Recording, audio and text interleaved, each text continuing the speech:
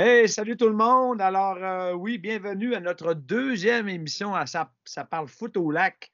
On a gardé le même nom que la première émission. Ça nous amène justement à la grande discussion d'aujourd'hui, hein. Que voulez-vous? J'ai même mis, les gars, mon gilet de l'Impact lors du match final de la Ligue des champions CONCACAF. Jean-Daniel, tu étais là ce soir-là. Alors, je le dis sur le dos. J'ai dit en hommage à ce match-là, en hommage à ce moment-là et en hommage à notre logo que moi, j'aime fièrement. Avant de donner mon avis, les gars, vous faites bienvenue. Guy, Jean-Daniel et Carl, les mêmes partenaires. On a quand même eu une belle première émission. Mais on s'amuse à parler foot de notre côté d'une région éloignée au Québec parce que je pense pas que l'impact, entre guillemets, écoute, a regardé beaucoup au niveau des régions, qu'est-ce qui se passe au niveau du soccer québécois. Alors, en entrée de jeu, moi, je vous laisse la parole, les gars, sur la journée d'aujourd'hui, sur le logo, sur le nom. Donnez votre avis, on lève une discussion là-dessus. Alors, qui est prêt à commencer? Allez-y, les gars. Dans le fond, je peux commencer. C'est une drôle de semaine pour l'Impact. Il y a eu plein de rumeurs et de trucs aujourd'hui. En commençant, là, il y a une analyse de tout ça qui est un peu spéciale, c'est que le logo a réussi à sortir des médias avant le lancement officiel, ce qui est, selon moi, épouvantable. Le nom de l'équipe aussi. On pensait qu'en décembre, il y avait lancé des pistes pour voir un peu que les gens, comment allaient réagir. Ils ont fait ça, puis ils ont quand même continué dans leur affaire. Puis, tu sais, moi, le problème de base, il est là.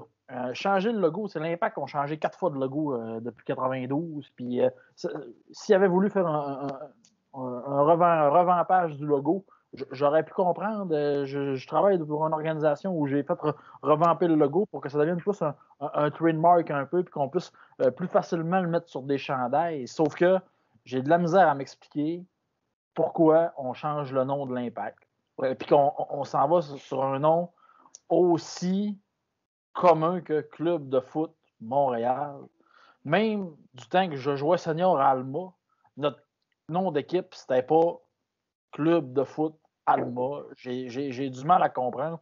J'ai vu des photos sur Instagram tantôt. Il y a des gens qui disaient on aurait pu changer pour l'Inter et qui ont fait des logos. D'après moi, ils ont dû travailler à peu près 10 minutes là-dessus. Puis ça a donné un résultat qui est un petit peu plus beau en termes de logo, purement logo. Sauf que quand on parle du logo en tant que tel, ben, il n'est pas si laid, mais on ne comprend pas pourquoi on arrive avec ça. On avait un beau logo avant. On aurait pu dire on va le revamper, on va changer un petit peu le branding. Mais non, on s'enligne d'une autre façon. Un flocon de neige d'un sport qui se joue l'été. Bon, c'est une prémisse à nous dire que la Ligue mexicaine s'en vient, puis à partir de dorénavant, on va jouer l'hiver. Je le sais pas, mais j'ai un peu de mal à comprendre l'enlignement de tout ça. J'ai un peu de mal à comprendre que 2 ans de réflexion, on arrive avec un logo de ce genre-là, puis un nom d'équipe de ce style-là. J'ai du mal à comprendre. J'ai du mal à comprendre qu'en début de saison l'année passée, on partait avec une campagne de branding qui était l'Impact montréalais. Puis j'ai du mal à comprendre comment on veut s'attarder à l'international quand on ne s'est jamais attardé au provincial depuis 10 ans. J'ai du mal à comprendre ça. Écoutez, je cherche une façon de l'expliquer, puis je ne l'explique pas. La seule explication que je vois, c'est que j'ai fouillé sur le site, j'ai regardé le linge d'à côté, les casquettes, les trucs. Le logo fit bien sur là-dessus. C'est une réussite pour moi. Ça m'a donné le goût d'avoir la tuque. Au final, ce club-là va encore être mon club parce que c'est le seul qu'il y a dans la province. Je vais finir par m'adapter à ce logo-là. Mais, tu sais, là, Saputo a dit aujourd'hui on va avoir une coupe, on vous promet des coupes à Montréal. Ben, j'espère que les bottines vont suivre les babines parce que j'ai l'impression que ce logo-là, puis cette histoire de club de foot de Montréal-là, c'est un pétard mouillé. Puis je suis pas certain que ça va durer pendant 40 ans. Ça me surprendrait beaucoup. J'ai l'impression qu'on va peut-être bien dire au bout de 2 ans, OK, vu que tout le monde continue d'appeler ça l'impact, on va rappeler ça l'impact. Fait que, c'est un peu le feeling que j'ai de tout ça. Là. Voilà. Les gars, Carl ou Guy? Il y avait eu c'est l'Impact. Moi, je sais comment cette équipe-là va s'appeler. Tes journalistes, là, c'est vrai que les journalistes n'en parlent pas beaucoup. C'est peut-être pas une préoccupation pour l'Impact parce qu'ils sont pas dans les médias puis ça n'a pas l'air à déranger. La conférence de presse était même pas accessible. Ils ont lancé ça quasiment sur Facebook, un milieu très réduit. S'ils voulaient créer un buzz avec ça, ils ont réussi. Tout le monde, c'est presque unanime. Tout le monde se demande qu'est-ce qu'ils ont fait là. On n'est pas les quatre seuls là, à se poser des questions. Mais aux nouvelles, ils vont appeler ça comment? L'équipe de foot de Montréal, c'est l'Impact, je pense que ça passait beaucoup mieux, c'était connu, il y avait un historique, on a tout déjà dit ça. Et puis il y avait même, on parle du nom de l'Impact, il y a eu le Manic, Guy l'a dit la dernière fois qu'on a jasé ensemble, il y a eu le Manic, il y a eu le Supra, il y a eu puis là, les Ultras il y a eu un genre de marque de reconnaissance. Les Ultras, là, c'est quoi? Les supporters du club vont s'appeler les Impacts pour garder une trace de l'Impact. J'ai là vraiment beaucoup de misère à comprendre. Puis, tous les commentaires, il y avait vraiment des excellentes blagues sur le site de l'Impact. Là, j'ai suivi les commentaires à midi, là, puis je me bidonnais. Tout le monde se dit, c'est quoi cette patente-là? C'est tout ça pour ça. C'est ridicule. Je pense que ça résume ma pensée. Moi, tout ça pour ça. Ils ont voulu créer un buzz, ils ont passé complètement à côté. Disons qu'ils font parler d'eux autres pour les mauvaises choses. C'est ça qui est décevant parce que, tu sais, on a mis la performance qu'on pourra parler plus tard. Je suis un peu d'accord avec toi. Comment est-ce qu'ils vont appeler ça? On appelle ça les Canadiens à soir, ils jouent. Le CFM de Montréal joue. CFM, de quoi on parle? C'est un acronyme de pandémie, ça. Ça ne va pas chercher personne. Là.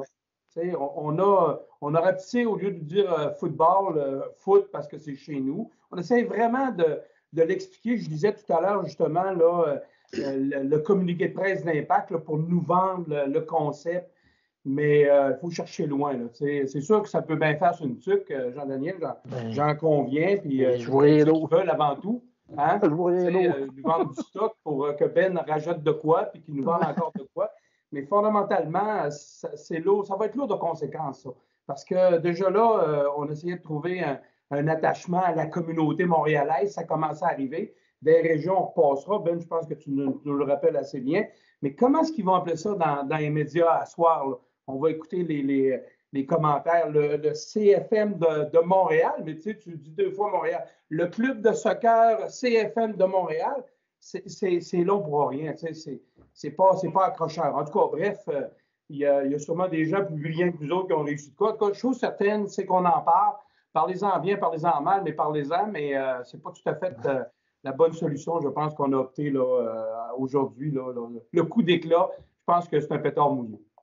Oui, bien, de mon côté, je vous rajouterais juste une statistique. Je suis allé chercher les gars tantôt sur la page web de l'Impact et puis sur le 91.9 aussi, quand même, qui en passant, c'est pas annoncé encore, mais on a dit que le 98.5 avait débarqué. On les avait laissé aller comme radiodiffuseur. Ça n'a pas été annoncé, mais j'ai entendu entre les branches que le 91.9 devrait devenir le prochain radiodiffuseur. C'est épouvantable.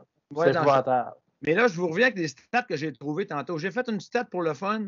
J'ai pris les grires sur les commentaires, les tristes et sur les aha, comme une dérision. Donc, on parle de la page Facebook, là. Et l'autre côté, les j'aime. On arrive à 2400 qui est négatif et 1400 positif. Ça, c'est d'après-midi à soir. Donc, c'est une statistique quand même qui démontre certaines choses. Il y en a qui sont craqués, qui aiment bien le nom. C'est bien entendu. Pour moi, personnellement, c'est une grande déception. La seule affaire que j'ai aimé dans cette affaire-là, dans cette conférence de presse-là, c'est le thème droit devant. OK? C'est la seule affaire que j'ai trouvé intéressant. Le logo et l'autre, moi, j'ai fait plein de commentaires. J'appelais ça le FC Flocon de Montréal. Alors, à un moment donné, ça a été ma joke. Il faut rappeler, les gars, qu'en 2017, je l'ai partagé hier sur Fox Sports. En 2017, il y a eu un concours pour tous les logos de la MLS. Bien, qui était le premier? Le numéro 1, c'était le logo de l'Impact de Montréal. Incroyable. C'est quand même incroyable. Ça fait juste 3 ans de ça. Moi, ce que j'aurais aimé voir après-midi, j'ai écouté la conférence, Thierry Henry a parlé un petit peu. J'aurais aimé, la personne que j'aurais aimé voir et entendre parler, c'est Patrice Bernier, c'est lui que j'aurais aimé entendre. Qu'est-ce qu'il pense de ça? Comment est-ce qu'il voit ça, cette histoire-là, Patrice Bernier? Je sais, j'ai hâte de voir. Il n'y aura pas le choix de prendre le côté de l'Impact. C'est incroyable. Mais je me rappelle très bien Jean-Daniel et Carl. Rappelez-vous le but en série éliminatoire. Qu'est-ce que Bernier avait fait? La main sur le cœur avec le logo de l'Impact. C'est une image qui dit tout. Carl, tu avais un petit mot à rajouter là-dessus? Ben, si on va au-delà du sport, là, moi, je me souviens quand il y avait le blason, quand ils ont sorti le blason, il y avait vraiment l'emphase sur la fleur de lys. Et Montréal, avec un accent, il tenait mordicus, un peu comme les Alouettes l'avaient joué, pour que les liens, là, il n'y a plus d'accent sur le Montréal. Les fleurs de lys, il y a un spécialiste en marketing hier, parce qu'il y a des versions du logo, en tout cas, là, qui ont sorti, qui ont coulé dans les médias sociaux, sur les médias sociaux. Puis il y a un spécialiste du marketing qui disait que les fleurs de lys étaient les fleurs de lys copier-coller du drapeau du Québec. Puis la fleur de lys qu'il y a sur le blason de l'Impact est pas brevetée, mais est enregistrée comme marque de commerce. Ils ont fait ni un ni deux. Ils ont fait du copier-coller avec la fleur de lys du drapeau du Québec. Ils ont collé ça sur un logo avec les 5 peuples fondateurs. L'Impact fait de la politique. Qu'est-ce que c'est ça? C'est les 5 peuples fondateurs. Moi, je ne comprends plus rien. Il y a eu une petite vidéo qui a circulé noir et blanc. Je sais que vous avez vu passer. Là. Il l'avait en 3 langues. Il l'avait en 3 langues. Il l'avait en français, il l'avait en anglais. Savez-vous c'est quoi la 3e langue? Amérindien, il me semble. En Mohawk. mais ça, je pense pas que c'est mauvais ce bout-là. Je suis pas en train de te dire que. Pourquoi pas en cri? Une fois rendu là, mais ça avait commencé l'an dernier. Il s'était mis à interpeller les communautés créoles, tout ça. Ce qui est intéressant, tu sais, quand dans leur pitch de vente, ils disent il y a 11 joueurs sur le terrain, les 11 viennent de nationalités différentes. Je m'excuse, c'est la réalité de tous les clubs, de partout dans le monde. Tantôt, je marchais avec ma blonde dans les rues à Montréal. Ils se sont payés des pubs sur les abribus. C'est écrit 1992, 2012, 2021. C'est même pas écrit club de football. Fait ils se sont payés ça dans une campagne de publicité. Puis 99% de la population fait. Je me demande bien c'est quoi ça? De l'argent mis à des drôles de places. Tantôt, quand je parlais des vêtements, à un moment donné, j'ai essayé de me dire, bon, il y a quoi de positif dans tout ça? La seule affaire que je vois de positif, c'est que ça fait du linge qui est quand même beau. Mais tu sais, ils n'ont pas annoncé non plus le maillot. Elle ressemblait à quoi? Honnêtement, je m'attendais à beaucoup plus de cette conférence de presse aujourd'hui. Je m'attendais à ce qu'ils nous annoncent 80 millions dans le stade pour qu'on puisse jouer des matchs l'hiver. Quand les Honduriens viennent jouer le championnat de la CONCACAF, qui s'embarquent sur le terrain à moins 10, qu'on puisse jouer là-dessus, je serais curieux de les voir jouer. Notre avantage de nordicité, c'est un inconvénient à tellement de moments. Sortons-là puis utilisons-la. Je suis à l'aise avec ça. Mais j'ai du mal. Écoute, je suis membre. J'ai mes billets de saison depuis 2 ans.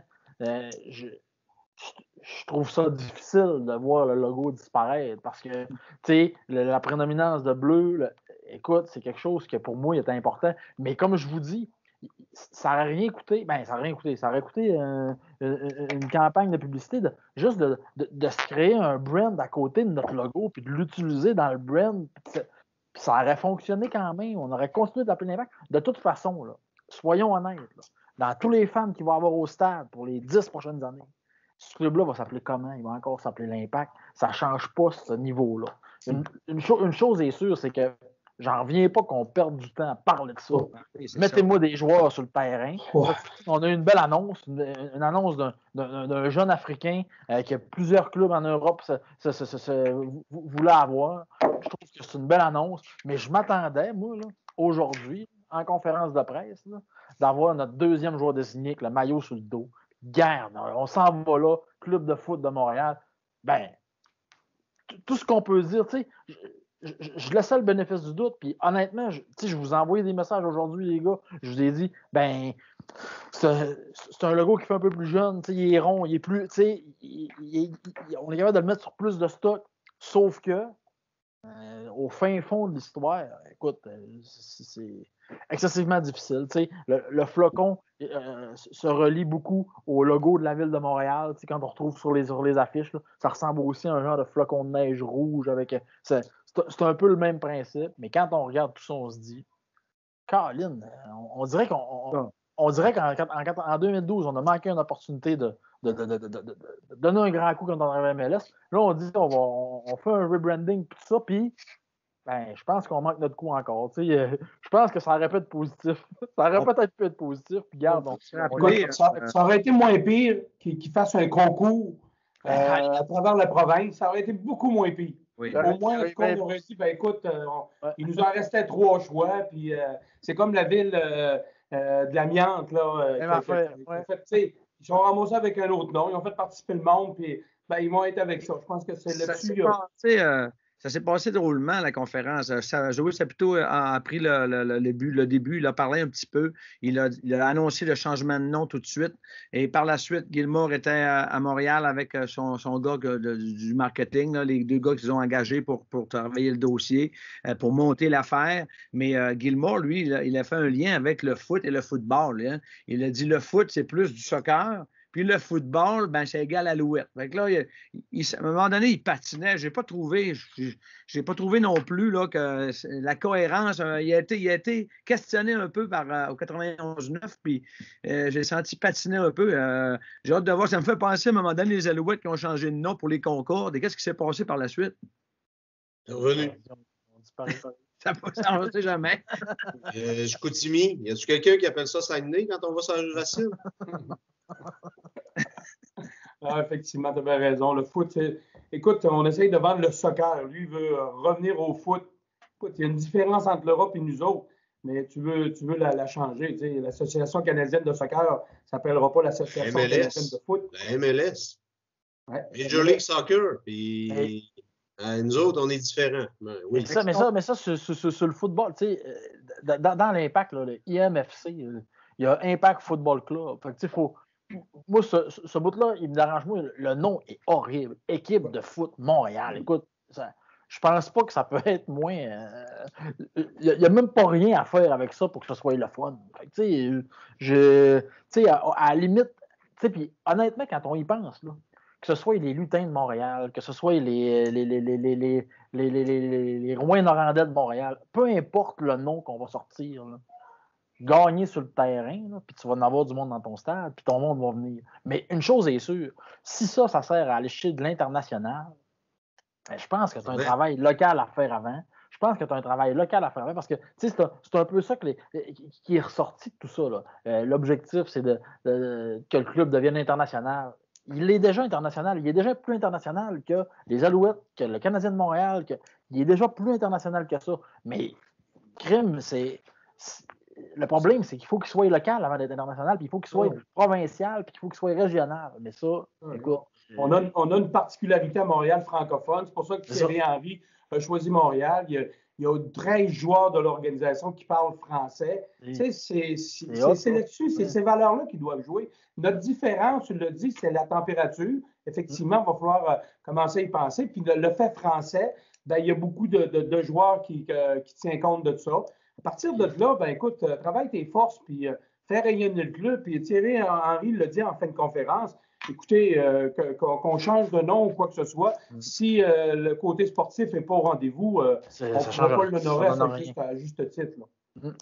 Mais on est tous d'accord. Ça plutôt promet des victoires, mais au bout du compte, la formule qu'ils veulent faire, c'est d'aller chercher des jeunes comme ils font dans les derniers temps, les derniers joueurs signés. Donc, c'est des jeunes de 19, 20, 21 ans qu'on va essayer de... Puis si les gars vont bien, puis ils sont là 1 an ou 2, on va les chercher, on les envoie ailleurs pour des transferts pour des montants d'argent. Parce qu'il a bien dit qu'il ne recherche pas la vedette. Mais quand son stade va commencer à se vider moindrement, on va choisir. Ça va être le plan B, ça va être d'aller chercher une star en fin de carrière. Mais une chose est sûre, s'ils gagnent, le stade va être plein.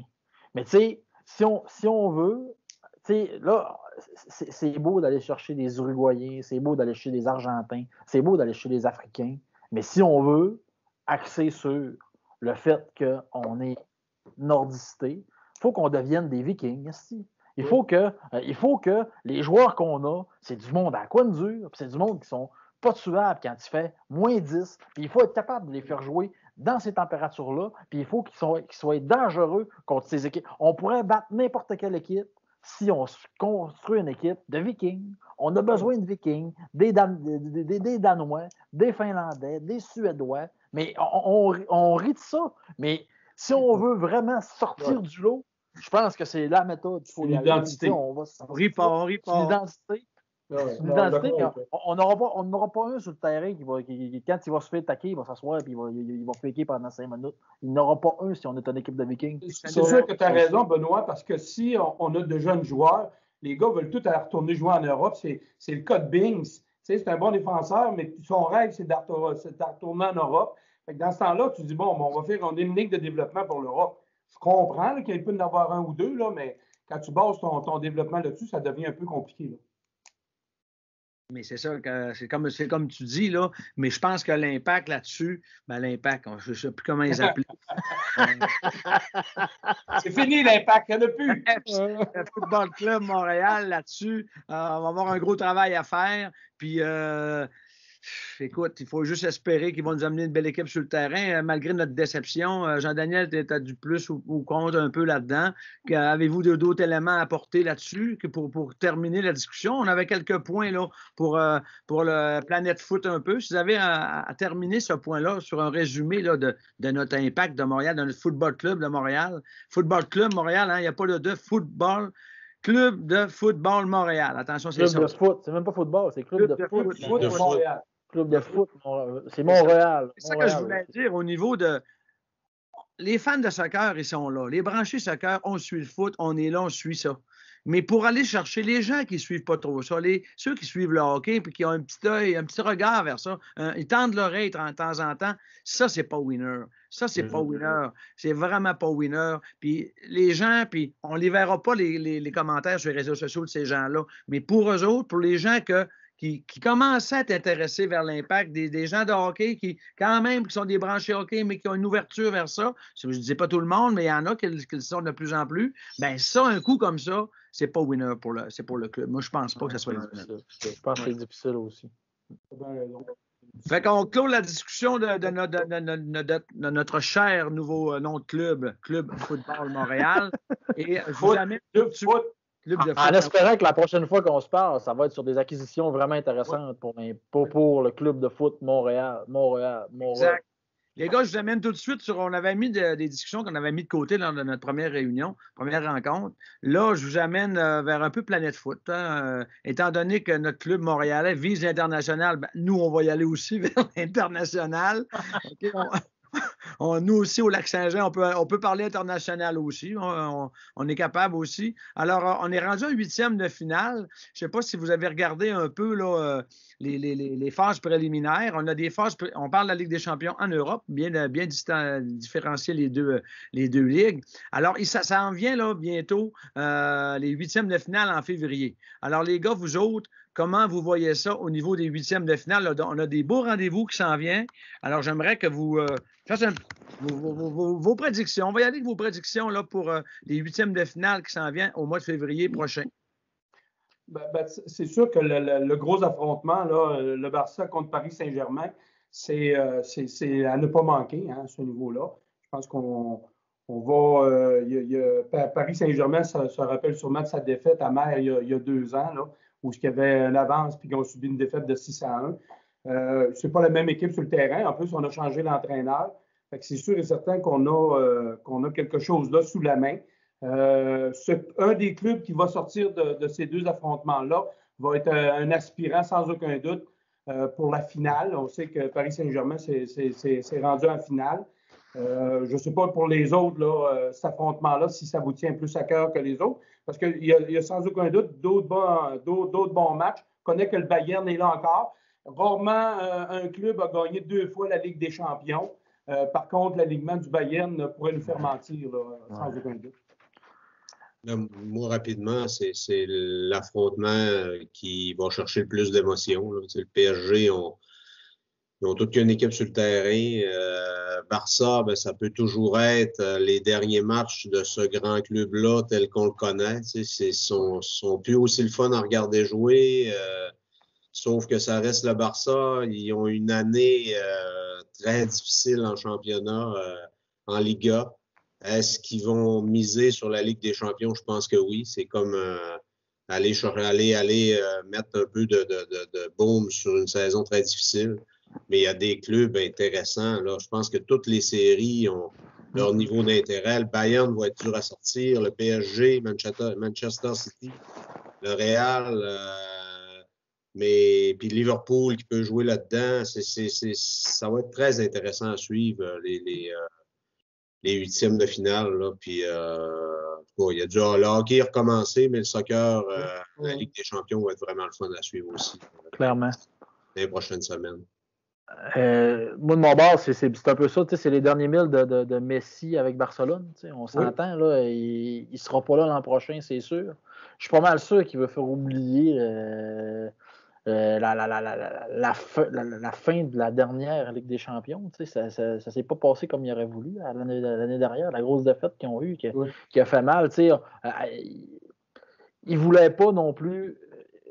Le club ne voulait pas que ça finisse de même. Les partisans là-bas ne voulaient pas que ça finisse de cette façon-là. Ben, là, j'ai hâte de voir. Puis contre une équipe du Paris Saint-Germain qui a toujours beaucoup de difficultés à passer les huitièmes de finale, ils ont quelque chose mentalement avec cette série-là qui est vraiment difficile pour eux. J'ai hâte de voir de ce choc-là, c'est clair. Mais moi, il y a deux autres équipes qui m'interpellent particulièrement. Il y a le Red Bull Leipzig. Écoutez, le premier coach de l'Impact en MLS, coach cette équipe-là. J'aimerais ça les voir loin dans la compétition. C'est le même genre d'équipe, un petit peu comme je me souviens pas du nom de l'équipe il y a 2 ans qui avait gagné, là, qui était sorti un petit peu de nulle part. Là. Mais c'est un peu le même principe. Comment tu dis, Ben? Tottenham, non? Ouais, Tottenham, puis il y avait l'autre aussi, là, avec les jeunes qui s'étaient tout fait vendre à la fin de la saison. Je me souviens juste pas du nom. Là, Ajax. Amsterdam, c'est ça, l'Ajax. Club de foot Ajax. Club de foot Ajax. Mais ça, vraiment intéressant. Puis sinon, ben, l'autre truc que je surveille beaucoup, ben, c'est notre Canadien. Écoutez, là, Davies au Bayern. Alfonso. Écoutez, c'est impressionnant quand même, là. Nommé sur le 11 de l'année en 2020. Je pense que c'est le 2e ou 3e joueur venant en dehors de l'Amérique du Sud, d'Europe. Écoutez, c'est quelque chose d'énorme. Tu sais, c'est sur lui qui repose tous les espoirs canadiens pour les prochaines années. Donc, moi, c'est les 3 trucs qui m'interpellent beaucoup de la Ligue des champions. Je n'ai pas fait le tour de toutes les confrontations, mais ces 3 affaires-là sont vraiment importantes pour moi. Puis je vais les suivre particulièrement dans les prochaines semaines. Ben moi, je te reviens pour justement, vous parlez tous parlez de Barcelone. Barcelone, oui, mais dans les derniers matchs, je suis le FC Barcelone pas mal. Messi, le gros point d'interrogation, c'est Griezmann. Hein? Griezmann, puis il y a Dembélé qui commence à prendre du volume. Donc, le PSG commence à avoir peur à voir aller le Barça, c'est ainsi, parce que Messi est en feu. Messi a compté 4 buts en 2 matchs. Il est encore incroyable. Tantôt, on va parler de la Copa América cet été. Donc, à voir si Griezmann peut se mettre à enclencher, ils vont être dangereux, mais on sait, ça va des matchs aller-retour en passant les huitièmes, donc il n'y a rien de fait. On sait c'est quoi. Tantôt, Guy, tu parlais, il y a un club qui a gagné 3 consécutifs, c'est le club à Zidane, le Real Madrid dans les dernières années, et c'est un fait à noter. Oui, Guy. Mais Benoît, mais le seul élément concernant le Bayern, puis je suis un peu d'accord de suivre le Bayern qui, d'après moi, est le plus gros club, c'est que le Bayern va quand même participer à la Coupe des champions. La Coupe du Monde. Au Qatar du 1er au 11 février. C'est celle-là que je voulais tu t'en vas là-bas, c'est sûr, c'est-tu important pour eux de le gagner parce qu'ils sont favoris. Puis là, après, à 16 février, tu vas rejouer une coupe. C'est lourd, hein, les équipes. Ils ont un calendrier d'enfer.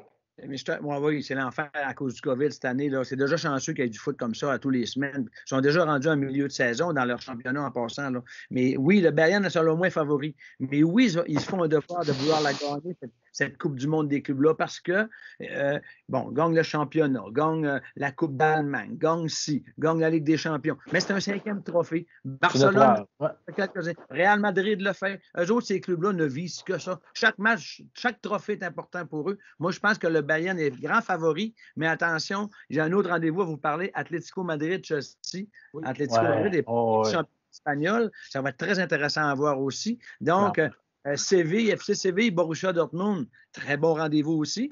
Tu sais, ça va être des bons rendez-vous. Oui, tantôt, quand tu as parlé de Manchester City, Carl ou Guy, en tout cas, c'est un bon club aussi, mais à surveiller. Mais maintenant, pour terminer ce point-là, les gars, qui remporte la Ligue des champions? Un tour de table. Alors, Guy, tu commences. Qui remporte la Ligue des champions 2021? Si tu joues sûr, on dit Bayern. OK. Carl? Moi aussi. Jean-Daniel? Moi, je pense que Messi est en mission. Je pense qu'il veut faire... je pense qu'il veut se faire pardonner à la fin de la dernière saison, puis un peu ce qui s'est passé cet été. Puis je pense que ce serait tout un point d'exclamation à son parcours avec le Barça. Ça serait vraiment intéressant. Moi, je serais rejoindre le Paris Saint-Germain. On dit ça. On dit ça tout le temps. Ouais, on dit ça tout le temps, mais Messi, il a toujours failli à la dernière minute, hein? Ligue des champions retour contre Liverpool. Ben, ta prédiction, Atlético? Ma prédiction, le grand gars, j'ai oublié de parler de la Juventus avec Ronaldo, hein? Faut pas les laisser de côté non plus, hein? Cristiano Ronaldo, il n'est pas mort non plus, lui aussi, marque des buts en masse. De cœur, j'y vais avec Messi, Barcelone, mais oui, pour moi, les favoris, ça devrait être le Bayern de Munich, 2e année consécutive, mais à voir, hein, les blessures et tout ça, ça peut faire mal. Donc, les gars, sur ce sujet, je vous amène sur un autre sujet, parce qu'en même temps, on peut dire que c'est comme un résumé, qu'est-ce qui s'en vient pour 2021, donc Planète Foot. Je vous amène tout de suite à qualification Coupe du Monde Qatar 2022. Je vous amène là-dessus, parce que, sur mon point, c'est pas compliqué. Parler du Canada. C'est juste un petit guillemet pour le Canada. Parce que c'est compliqué, hein, ces qualifications-là. Il faut savoir. Tout d'abord, le Canada, ça va commencer au mois de mars. Il y a un premier tour, OK? Il y a 6 groupes dans ce premier tour-là. Je vous les nomme. Canada, Suriname, les Bermudes, les Caïmans et les îles Caïmans et Aruba. En tout cas, un autre île où je ne sais pas trop. Donc, le Canada va jouer... C'est encore une histoire de CONCACAF encore. Là. C'est encore une affaire qui n'a aucun sens. Ils ont donné encore un laissez-passer à 4-5 pays qui passent directement à la chance de se qualifier. Ils ne le donnent pas, Jean-Daniel. Ils vont avec un système de points. Je pense que c'est le classement FIFA qui fait en sorte de ça. Oui, mais tu sais, oui, mais il pourrait quand même y avoir un vrai tournoi avant. Là il y a 29 équipes. Tu as une chance de te sortir parmi 29 équipes. Puis après ça, il faut que tu te battes contre les 6 autres pour avoir 3 spots. Mais moi, en tout cas, là, puis on a passé à 2 rangs de se qualifier dans les 6 pays pour être directement à la ronde de qualification. Moi, là, c'est encore une histoire de CONCACAF, de pourriture. Je ne sais pas ce qui se passe dans cet espace-là. Il y a quelque chose qui ne fonctionne pas avec notre point de vue CONCACAF. Et je dis d'un autre côté, le Canada, juste à gagner, là, on se plaint. C'est plate de jouer contre Suriname et Aruba. Mais on est supposé les battre comme on est supposé de battre Haïti. Tu sais, c'est plate à dire, mais c'est des pays qui ont peu de population, qui ont souvent peu de ressources. Le Canada n'est pas capable de performer. Ça va être heureusement qu'on a une locomotive qui s'appelle Davis qui peut tirer le Canada vers le haut. Ça va être intéressant de les suivre dans ce contexte-là. Maintenant, est-ce qu'on va être déçus, comme on l'a souvent été? C'est une belle question. J'espère que non. C'est sûr qu'il y a un nouvel entraîneur. Ça fait à peu près 1 an qu'il est là, John Herman. C'est un Anglais. Il essaie d'amener un style un peu plus canadien. Tu parlais d'identité. Là. Il essaie de trouver une identité, mais on parle de petits pays. La Belgique est premier au classement du monde. C'est pas un gros pays, la Belgique. Là, non, mais... Je veux pas être insultant pour les îles des Caraïbes, mais c'est souvent 2 millions de population versus un pays de 35 millions. Tu sais, c'est 100% d'accord avec toi. C'est décevant. On est 72e au monde, quand même. C'est quand même un classement qui qui est dur à bouger. Là. On a déjà participé, je pense, une fois ou deux à la Coupe du Monde. Une fois. Une fois, on n'a pas scoré un but. Parce qu'on n'a pas marqué un but. Et les gars là-dessus, gars, OK, on s'entend que sur les équipes que je vous ai nommées tantôt, on s'entend que le Canada devrait passer ce premier groupe-là. On doit terminer premier du groupe. Il y a 5 équipes, il y a 6 groupes. Donc, les 6 premiers passent en deuxième tour. Ouais. Tantôt, vous avez parlé d'Alfonso Davis, mais il y a un autre joueur qu'il ne faut pas oublier, qui est Jonathan David, qui a été cherché. Il est rendu en France, puis il a été cherché avec des gros montants de dollars. Là, ce gars-là, là, il est bien coté. Là. Puis le club est en bonne position au championnat français aussi. Donc, lui, il n'est pas tout seul. Hein. Bon, à cette heure, je vous amène en deuxième tour. On va arriver dans un match de barrage. Donc, les 6 premiers vont se classer. Il va y avoir un barrage. Il va y avoir 2 équipes aller-retour, 3 fois. Les gagnants vont se retrouver. Vont se retrouver par la suite dans le groupe, dans le 3e tour, aller rejoindre Costa Rica, États-Unis, Honduras, Jamaïque et Mexique. Donc, c'est là qu'on va se retrouver. Donc, il va y avoir 8 équipes. Et le Canada devra se terminer dans les 4 premiers. Les 3 premiers se classent et le 4e, lui, va aller jouer dans un barrage contre un autre continent. Alors, d'après vous autres, on termine ce point-là tout de suite. Le Canada se rend, je ne dirais pas est-ce que le Canada est au Qatar. Si vous dites oui, le Canada va au Qatar, ou à quel tour que le Canada se fait éliminer? Ben là, deuxième tour, c'est sûr, nos succès contre le... Ben, on a déjà battu les États-Unis, remarque l'année passée. Il faut espérer au moins se rendre au 3e tour, Colin, contre les gros moi, je m'attends au 3e tour, mais... Moi, je m'attends au 3e tour, mais les calendriers chargés vont faire que ça va être vraiment compliqué parce que c'est beaucoup de matchs. Là. C'est énormément de matchs en plus des saisons. En plus j'ai du mal à voir comment est-ce qu'on va sortir de ça.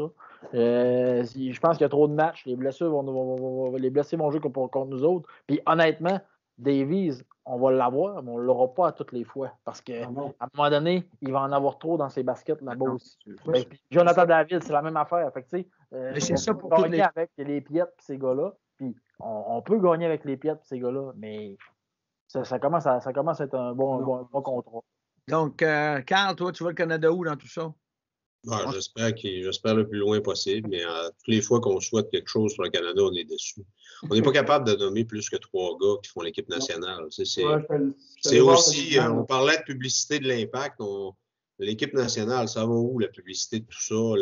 Les formats de tournois sont tout le temps, de qualification sont tout le temps, ça change tout le temps. C'est dur de se retrouver pour des gens qui suivent ça. Ouais. Fait que les matchs sont même pas télévisés. Oui, il faut les trouver sur le web, en tout cas en fouillant, en baragouinant sur le web, des fois, là, avec les sites là, de streaming qui ne sont pas toujours évidents. Il faut fermer Python et tout pour pas que ça rouvre toutes d'autres pages. En tout cas, on va espérer une qualification Qatar. C'est sûr qu'avec le COVID, avec les blessures, avec tout ça, il y a plein de points d'interrogation, plein de possibilités qui peuvent arriver là-dedans. Donc, ce qui est valable, Benoît, c'est que nos filles sont beaucoup meilleures. Elles sont 8e au monde. T'sais, on a réussi quelque chose là où on n'est pas capable de reproduire quelque part là. T'sais, on va dire que ce n'est pas le même niveau, là, mais il y en demeure pas moins que. En tout cas, bref. Tu sais que l'entraîneur que tu as nommé tantôt était l'ancien entraîneur. Était l'entraîneur des filles. 2 médailles d'or aux Olympiques, 2 médailles de bronze aux Olympiques quand même. Hein? Puis pas oublier la meilleure marqueuse de tous les temps au niveau canadien. Elle a marqué son but au mois de décembre dernier. Christine Sinclair, c'est la meilleure buteuse de tous les joueuses de partout. Alors donc, espérons une qualification canadienne. Maintenant, je vous amène dans notre avant-dernier point. Euro 2021, ça s'en vient. On devrait avoir... Salut Arthur, hein? Salut Arthur. Salut Arthur, je vais fermer mon micro. Alors, Euro 2021, les gars. En autant que ça ait lieu, hein? Qu'il n'y ait pas d'annulation ou rien, on entend ça comment? Comment vous voyez ça un peu? On se dit-tu plutôt des gagnants, le gagnant de l'Euro tout de suite? Il y a un groupe de la mort qu'on peut parler aussi. Je ne sais pas si vous avez fait le tour des groupes aussi. Carl, vas-y, entame-moi ça, la discussion de l'Euro. Bien, d'abord, c'est l'incertitude, puis on va essayer d'être très bref. Là. L'incertitude, ils ont annoncé aujourd'hui, plus tard qu'aujourd'hui, qu'il allait avoir 12 villes puis 12 pays, puis ils allaient de l'avant avec l'Euro. Peu importe la situation. Si la situation reste à peu près semblable en Europe, puis il va y avoir un développement d'ici au 5 mars. Ils vont spécifier le nombre de spectateurs dans les stades. Okay. Évidemment, tu as nommé le groupe de la mort, Ben. Angleterre, Pays-Bas, Italie, Allemagne, France, Portugal, dans le même groupe. Ça va être la guerre à tous les matchs. Heureusement, il y a un meilleur troisième qui peut se qualifier. Donc, parmi ces pays favoris-là, parce qu'ils sont à peu près... ils sont dans la liste des favoris. Ils ne meurent pas au premier tour. Les favoris, on ne peut pas oublier l'Allemagne, les Pays-Bas, l'Italie, puis l'Espagne qui est en fin de cycle pour les mêmes raisons que le Barça est en fin de cycle, puis l'Espagne est en fin de cycle. C'est pas la même façon de jouer. C'est pas l'équipe est en renouvellement. Est-ce qu'ils vont être encore là? Moi, j'espère que oui, pour que ça se finisse comme il faut, mais ça va être très difficile. Donc, ton favori pour la gagnant? Ah, j'en ai 3. Angleterre, Pays-Bas, Italie. Je ne peux pas nommer personne à cette étape-ci. Okay. Daniel ou Guy?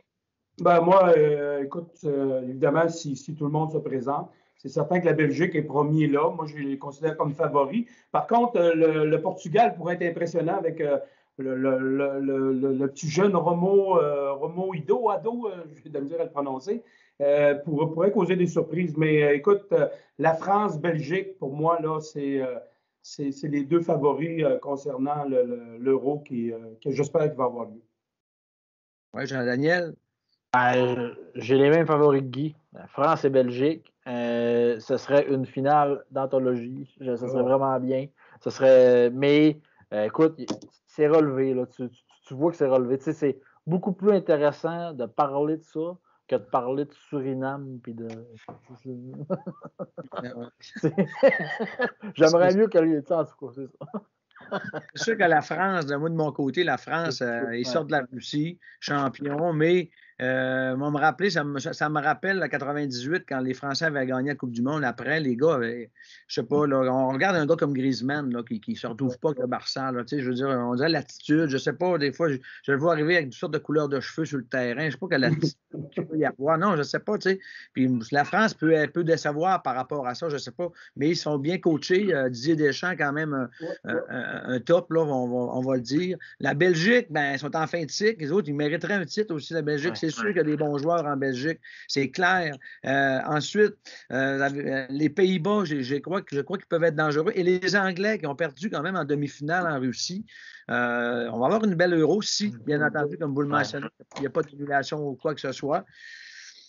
Puis, il ne faut pas oublier Ronaldo, qui va être probablement à sa dernière coupe aussi. Ben, il doit viser le Qatar aussi, j'imagine, là, même s'il commence à être âgé, mais le gars score des buts puis il est en shape full pen. Ouais. Écoute, je vais y aller avec la France. Moi, on y va avec la France. Go France, go quand même, en espérant que l'attitude des gars va rester clean puis ils vont garder le focus. Donc, j'ai hâte de voir là-dessus. Et les gars, pour terminer notre dernier point, ben, on a dit Coupe d'Europe, Championnat d'Europe 2021, l'Euro. Ben, on a en Amérique du Sud le semblant de l'Euro qui, selon moi, il y a de très, très bons joueurs en Amérique du Sud, hein, la planète foot. On n'a qu'à voir comment est-ce qu'il y a de joueurs sud-américains en Europe et comment est-ce qu'il y en a aussi en MLS, hein, des Sud-Américains. On n'a qu'à fouiller. C'est souvent des gars, on parle à Piatti, un gars comme Piatti qui n'a jamais réussi à se faufiler en équipe d'Argentine. Ça veut dire qu'il y a tout que des joueurs là. C'est ça que ça veut dire. Donc, l'Amérique du Sud, la Copa América, je l'amène comme notre dernier point. Peut-être la dernière Coupe de Messi, peut-être le chant du cygne, peut-être, on dit toujours peut-être Messi, on espère toujours que ce gars-là va remporter un championnat avec son pays. Alors les gars, Copa América cet été, qu'en pensez-vous? Ben, c'est un tournoi quand même, oui, il est prestigieux, mais il y a quand même seulement 12 équipes, hein, puis il y a deux pays invités, dont l'Australie et le Qatar. Tu as bien mentionné que le soccer très relevé, c'est un soccer technique de haut niveau. Mais écoute, le Brésil est troisième au monde. Moi, personnellement, j'ai tendance à croire que c'est l'équipe qui va remporter cette coupe-là. Par contre, comme tu mentionnes, il y a des derniers jeux qui pourraient avoir lieu que Messi pourrait nous surprendre. On l'espère, mais encore une fois, j'espère que ça va se tenir. Hein? Ça demeure ça. Mais pour moi, j'irais avec le Brésil, là, Benoît. OK. Les gars, vous autres? Carl? Moi, c'est incontournable, les grandes nations soccer d'Amérique du Sud, Brésil, Uruguay. L'Argentine, pour les mêmes raisons que tout le monde. On voudrait avoir Messi. Je pense que lui aussi voudrait absolument que sa carrière se termine sur une bonne note avec le maillot de l'Argentine. Puis il y a toujours des surprises où, dans ces tournois-là, Colombie, Chili, qui en avait causé une, est-ce qu'ils vont être capables de renouveler? C'est un peu plate que le Mexique ne soit pas invité. Tu sais pourquoi, Benoît? Habituellement, le Mexique est toujours là, mais là, Guy l'a mentionné. Le Qatar, pourquoi? Parce que peut-être qu'il organise la Coupe du Monde dans 2 ans. Je ne comprends pas la présence du Qatar là. Puis l'Australie, bon, parce que le Mexique, d'après moi, dans ce temps-là, envoie une équipe à la Copa América, puis envoie une autre équipe quand on a notre coupe ici, la Gold Cup, ici, en Amérique du Nord. Je me suis toujours demandé aussi qu'est-ce qu'il faisait là, mais c'est le formule. Il y a quand même beaucoup de matchs aussi. On parle de 2 poules de 6. Guy, tu l'as dit. Ça veut dire qu'on joue contre chaque équipe. Les gars sont une saison incroyable et on leur en donne. C'est l'enfer. Ça n'a pas de bon sens. Les favoris, c'est sûr qu'on ne sort pas beaucoup de l'Argentine et du Brésil, mais comme j'aime bien l'Uruguay. L'Uruguay, petit pays qui sort du gros soccer à toutes les fois qu'il y a une compétition, ils sortent du gros soccer. J'aimerais l'Uruguay, mais j'aimerais aussi Messi. J'ai donné Messi à la Ligue des Champions en doutant de le donner. Mais j'aimerais quand même ça qu'ils finissent avec en ayant réussi à rajouter une étoile sur le maillot de l'Argentine. Ce serait. Je pense que il faut qu'il performe bien, mais je pense que le soccer, il doit ça un petit peu. Je pense qu'il faut qu'il gagne, mais il mérite ça, je pense. Je pense que c'est important qu'il en ait une. Je pense qu'on a été vraiment très privilégiés de voir en même temps des vedettes. C'est Ronaldo et Messi en même temps, puis de les voir dans leur prime. Moi, je me considère extrêmement chanceux de pouvoir avoir vécu ça sur la totalité de leur carrière. Ça serait plate qu'il y en ait dans l'histoire qui mettent un petit bémol sur la carrière de Messi en disant il n'a rien gagné. Voyons, il n'a rien gagné. Juste pour clouer le bec à ceux-là, moi, je souhaite je vais suivre son parcours jusqu'à la fin. Exactement. Oui. Bien d'accord. Moi, c'est comme je l'ai dit, au niveau de, je l'ai dit, Messi est mon coup de cœur. J'y souhaite pas de blessure. Ce qui me désole un peu des fois de la Copa América, c'est du Sud-Américain. Sud-Américain égale Neymar, un peu qui tombe facile. Hein? Ça, c'est le côté plate de la chose. Mais il faut qu'on on a le beat de ça. Nous, on écoute ça, on suit ça, on sait que ça arrive. Mais des fois, on sait que ça... Je pense qu'on va se rappeler des fois, c'est en Amérique centrale, je pense que c'est pire encore. Mais en tout cas, je veux dire, on l'a vu là avec l'Impact. En Afrique, c'est spécial aussi. Mais je pense qu'on pourrait se réserver une petite discussion alentour de ce sujet-là. Il y a assez à dire, je pense. Puis chacun a son idée, chacun a sa vision. Je pense que ça pourrait être le fun d'en débattre. Je suis d'accord. On se garde ça pour un autre point. Donc, moi, demain? On fait ça demain? J'aimerais une finale Argentine-Brésil, Messi contre Neymar, alors, ça serait intéressant, mais l'Uruguay sont très intéressants aussi. Puis il y a le Chili qui n'a pas participé à la Coupe du Monde aussi. Ils se sont fait avoir à la dernière minute. Ils ont gagné deux Copa América dans les dernières contre l'Argentine de Messi en finale, 2 fois au tir au but. Donc, un petit peu d'histoire là-dessus. Donc, pour terminer, les gars, juste rappeler là, qu'on a parlé de Euro, Copa América, on a parlé de la Coupe du Monde de qualification. La qualification, c'est partout sur la planète aussi. Là, hein. C'est pas rien que le Canada, là, il va y avoir des matchs partout. Il faut juste rappeler aussi que cet été, il y a les Olympiques. On n'en parlera pas, peut-être un jour de moment. Les Olympiques pour les filles, notre équipe nationale a quand même peut-être une chance de médaille, si ça va bien. Puis au niveau des gars, mais c'est pas classé encore. Hein. C'est du 23, puis on a le droit, je pense, encore à 3-4 joueurs. 3 joueurs seniors. Il y a un tournoi de futsal international qui s'en vient cet automne et au mois d'août, il y a un tournoi de beach soccer de la FIFA. Je ne sais pas si vous avez regardé un peu les matchs de la Coupe du monde de plage. On n'avait pas le choix, il y avait 24 heures sur 24 pendant cette semaine. Les gars ont tous qu'il y a des kicks, hein? C'était incroyable, ouais. J'ai écouté. Mais tu sais, on mise au jeu, score. Il n'y a rien qui nous empêche de se refaire une émission pour parler un peu plus de l'Euro et des Jeux olympiques. Là, moi, je suis bien ouvert. Là. C'est rendu un rendez-vous quasiment hebdomadaire. Les gars, il y a une lanceuse de poids est-allemande qui... je vous remercie beaucoup. Hein? Un toast à vous autres. Merci beaucoup. Alors, vous n'avez pas amené votre couche espace soccer. Votre chandail à Sport Soccer s'en vient, commandé. Alors, ça sera le cadeau de votre participation. J'ai hâte de voir quelle grandeur tu m'as pris. Salut les gars, merci beaucoup. Salut les gars. À bientôt, Merci. Bye. Salut.